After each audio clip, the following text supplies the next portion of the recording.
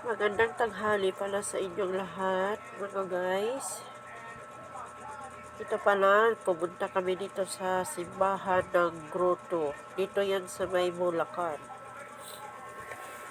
Nagano kami guys, kasi birthday ng aking manugang. Sinama nila ako dito sa Grotto. So medyo matagal na rin ako hindi nakakarating dito. Malaki na pinagbago ng simbahan ng Grotto. Hindi katulad ng dati, mas maganda na siya ngayon.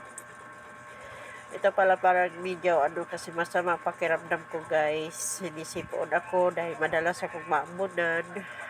Medyo nagbabara-bara naman tong ilong ko. Sa magsasalita ko parang mahirap kasi pagbarado yung ilong. Matindi ang sikat ng araw dyan guys. Kaya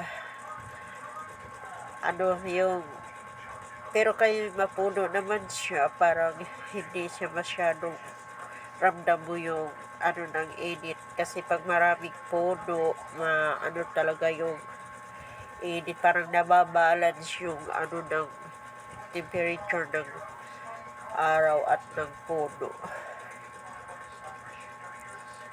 Maganda itong simbahan ng Grotto guys. Marami po itong nagsisimba dito. Pagligo halos maghapon po ang simba dito. Tapos pag mahal na araw guys, maganda rin po dito. Punong-puno ito ng mga tao. Marami dito yung galing-galing sa ibang lugar na nagpapasaan ng cross. Dito nila dinadala at may pangako ata sila dito. Kaya maganda ang ng Grotto guys. Marami dito nagpupunta kasi malawak ang pasyalan dito sa likod. Sa likuran po maraming pwede kapag kasi mapuno po ang likod dito, malamig, at mayroon din silang picnic area, pwede kayong magbaon, mayroong kainan dito, magdala lang kayo ng baon tsaka tubig kasi wala atang tubig dito na lalabas ka pa dito sa labasan nito para makabili ka ng tubig kasi sa looban wala namang mga tinda doon, mga pasyalan.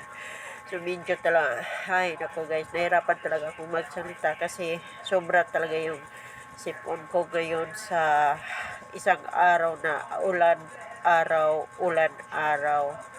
So naamunan ako kaya medyo masama pakiramdam.